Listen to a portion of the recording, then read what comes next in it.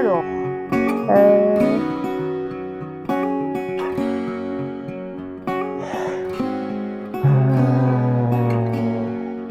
J'aimerais bien continuer les études. Pas forcément, là déjà, ouais, c'est vraiment réussir mon BTS. déjà, j'espère que mes gîtes ils seront mis en place. Et après, j'aimerais peut-être faire une licence.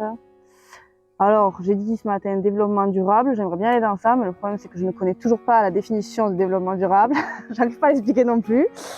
Et du coup, en gros, on a visité l'an dernier le centre d'enfouissement de je ne sais plus où. Et j'ai kiffé cette visite. C'était genre la meilleure visite, je pense, qu'on ait fait de tout le BTS. J'en garde un trop bon souvenir. Et du coup, ouais, je partirais sur un truc de revalorisation des déchets ou je sais pas trop quoi, mais voilà, une licence pro, peut-être un master après, je sais pas, on verra. J'aimerais continuer mes études, pourquoi pas faire la licence professionnelle qui est à Périgueux. Sinon, je sais pas trop, mais j'aimerais rester sur Périgueux en tout cas et après commencer à rentrer dans la vie active petit à petit.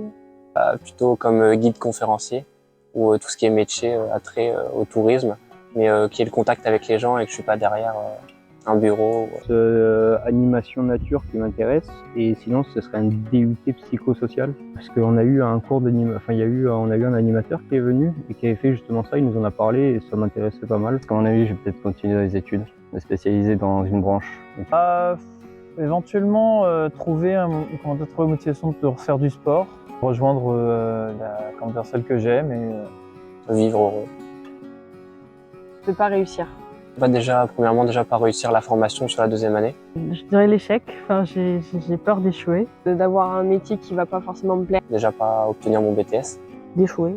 Et j'ai vraiment la phobie de l'avion, mais vraiment. Et pour l'instant, la solution, ça serait que je fasse de l'hypnose, mais je sais pas trop encore. Donc, voilà. Et là, ça m'inquiète pour la mobilité. J'ai peur de pas bien faire les choses, de pas bien faire les bons choix. Mais après, avec la confiance en moi et avec les conseils des autres, de ma famille, des formateurs, tout ça, je pense que j'y arriverai. De m'ennuyer dans ce que je vais faire, de pas réussir justement les concours ou les métiers dans lesquels je veux travailler en fait, et au final, pas forcément être heureuse dans mon métier. C'est déjà le développement nucléaire. je suis pas spécialement inquiet par rapport à là ce que je fais. Que je me dis que s'il y a d'autres gens qui l'ont fait avant moi, franchement, je peux y arriver, quoi. Comme tout le monde, j'ai peur du temps qui avance ou des changements que ça implique. Le projet de reprendre la ferme familiale ne fonctionne pas réellement, ne fonctionne pas. Ne pas être à l'aise financièrement. Non, j'ai pas de rêve. Mon rêve, c'est de Être à l'aise financièrement peut-être, mais ça c'est plus en réponse. de vadrouiller à droite à gauche dans un camion, de découvrir la France en long en large et faire quelques métiers à droite à gauche. Acheter des immeubles et des apparts et faire des financements et louer des Airbnb et faire un petit peu ça pour avoir un financement et m'occuper de ça à part. Après, oui, j'ai des rêves comme tout le monde, hein, mais au niveau du travail, moi, depuis la troisième, mon rêve c'était de faire maître chien, gendarmerie ou l'armée, quelque chose comme ça. J'en ai pas, non. Voyager peut-être, je sais pas. Franchement, devenir président. Franchement, non. Prendre la ferme familiale du coup avec mes frères et sœurs. De bien vivre, de manquer de rien et d'être entouré de ma famille et des gens que j'aime. Alors là,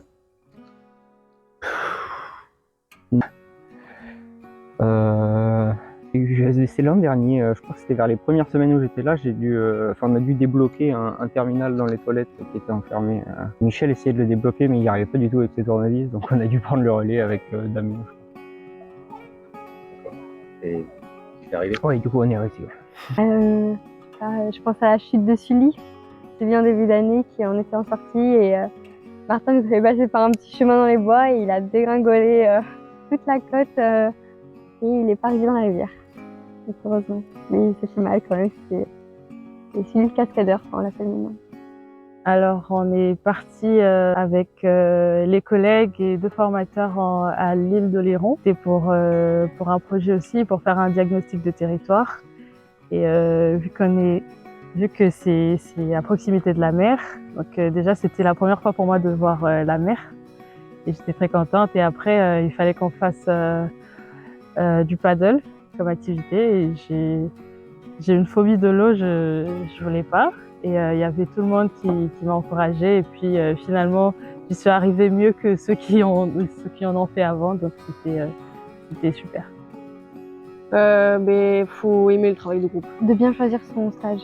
Voilà. Après, il faut vraiment choisir correctement ses stages, on va dire. Enfin, De faire un bon choix de stage. Je pense que c'est important de bien choisir le stage et de choisir un stage qui plaît vraiment. De ne pas choisir un stage parce qu'on est pris à cet endroit. Je sais que j'ai été pris dans mon premier stage, c'est pas forcément ce que je voulais faire et je l'ai pris par dépit, on va dire, parce que j'étais prise nulle part. Et je pense que c'était une erreur. J'aurais dû plus chercher et vraiment trouver quelque chose qui me plaît. Je pense que c'est vraiment le stage qui aide et qui fait comprendre aussi la formation. Faut arriver à s'ouvrir aux personnes. mais c'est ça qui fera aider et aimer aussi la formation dans un sens. De toute façon, on le développe au fur et à mesure des années. Nous, dès le début, on a fait un diagnostic de 3 mois. Donc ouais, et puis après, quand même travailler un minimum. Parce que mine de rien, on dirait pas, mais c'est quand même dur. Faire attention parce que le temps passe vite en projet et qu'il faut faire, faut toujours rester un petit peu, faut bien se cadrer parce que donc de un, souvent nos projets on travaille beaucoup sur le côté collectif et pas individuel.